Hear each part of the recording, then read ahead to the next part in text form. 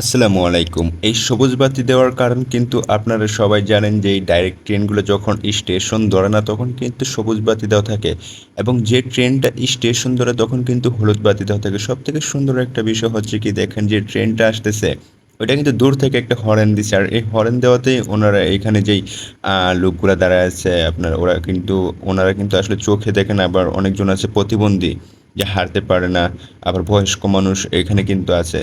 তো ওনারা কিন্তু ঠিকই সাইড হয়ে যাচ্ছে এবং একজন আরেকজনকে বলতেছে যে ট্রেন আসতেছে সাইড হও সাইড হও। তো আপনারা যারা টাকা দেন ওনাদেরকেও কিন্তু দিতে পারেন এই স্টেশনে এখানে কিন্তু অনেকজন দাঁড়ায় থাকে আসলে ওনারা কিন্তু এই টাকার জন্য এখানে দাঁড়ায়।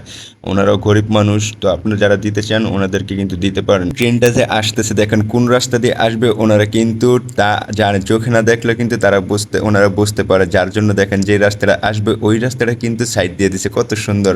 আল্লাহ ওনাদের চোখও দিছেন ঠিক কিন্তু চোখে দেখেন না দেখলেও আল্লাহ ওনাদের কিন্তু অনেক বুদ্ধি এবং শক্তি দিছে যার জন্য ওনারা এইখানে বুঝে কোন রাস্তা দিয়ে ট্রেন কখন আসে। সবসময় দেখবেন কি যারা চোখে দেখে না তাদের কিন্তু দুর্ঘটনা কম হয়, যারা চোখে দেখে তাদেরই কিন্তু দুর্ঘটনা বেশি হয় এবং এই ট্রেনটা যাওয়ার পরে কিন্তু সবাই আবার এইখানে ঠিক আগের ভাবে দাঁড়াবে। এই জন্য যারা এদিকে চলাচল করে তাদের কিছু দান করার চেষ্টা করে।